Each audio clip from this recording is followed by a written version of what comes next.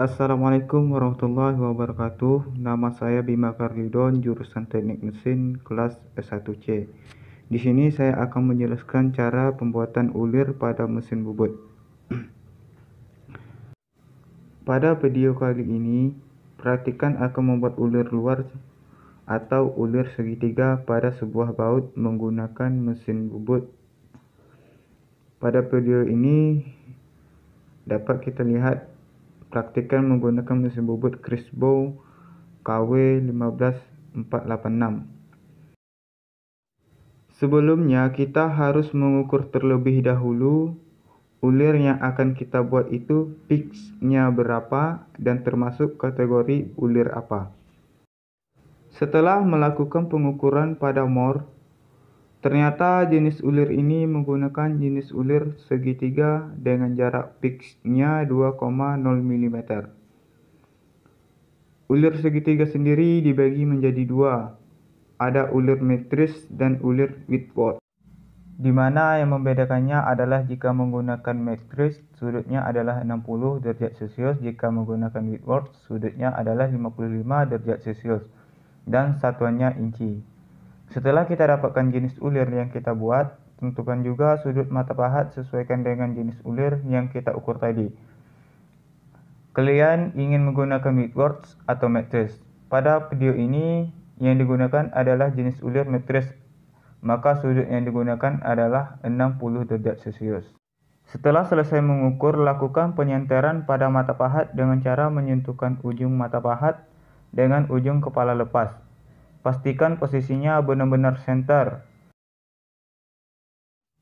Setelah selesai, lakukan pengamatan pada tabel posisi ulir 2 ada di kolom C3 dan M1.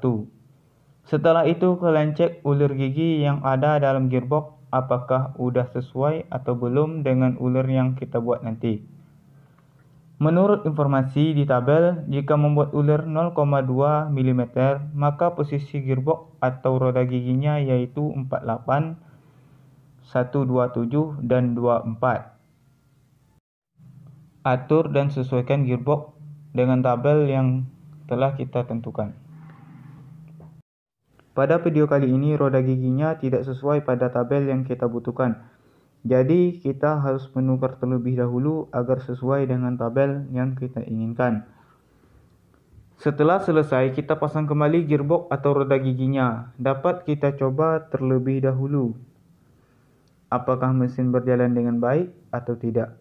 Jika semua sudah clear, maka kita kunci kembali gearbox dengan kuat agar tidak terjadi kecelakaan pada saat melakukan praktikum. Pastikan semuanya dikunci dengan kuat. Selanjutnya kita tentukan kecepatan RPM yang ingin kita gunakan termasuk di kolom 1 atau kolom 2. Jika termasuk di kolom 1, maka posisi puli yang kecil di atas, yang besar di bawah. Namun pada posisi nomor 2, puli yang besar di atas dan yang kecil di bawah. Pada posisi puli saat ini dapat kita lihat dalam video bahwa puli kecil di atas dan puli yang besar di bawah. Hal ini dapat dilihat dari perbedaan pada puli tersebut. Untuk bagian dalam, untuk yang di atas pulinya besar, untuk yang di luar kecil. Sedangkan bagian bawah untuk yang di dalam itu kecil dan bagian luarnya besar. Maka untuk posisi puli saat ini termasuk kolom nomor 1, yaitu puli kecil di atas, puli yang besar di bawah. Sebelum proses pembuatan ulir, kita buat dulu jarak bebas di ujung atau di akhir dari ulir tersebut. Tujuannya agar mata pahat tidak ketabrak pada poros. Sesuai pada paduan di tabel, ulir 2 itu ada di kolom C3 dan M1. Maka handle harus kita sesuaikan dengan arahan dari tabel, yaitu posisi handle pertama M, yang kedua 1, kemudian C, dan terakhir 3.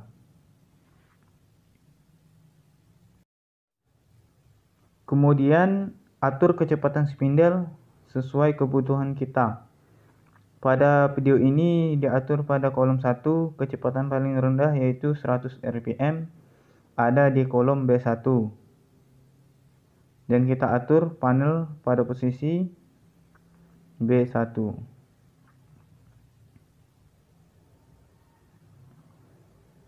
B1 sesuaikan dengan tabel.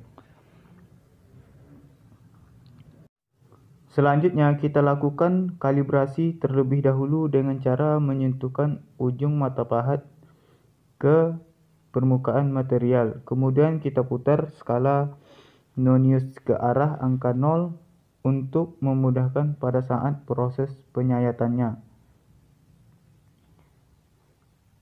Mesin ini mempunyai ketelitian 0,2 mm per 1 garis. Satu kali pemakanan kita atur 10 garis, artinya 0,2 mm kali satu putaran penuh sama dengan 0,4 mm. Selanjutnya kita tambah 10 garis pada sayatan kedua.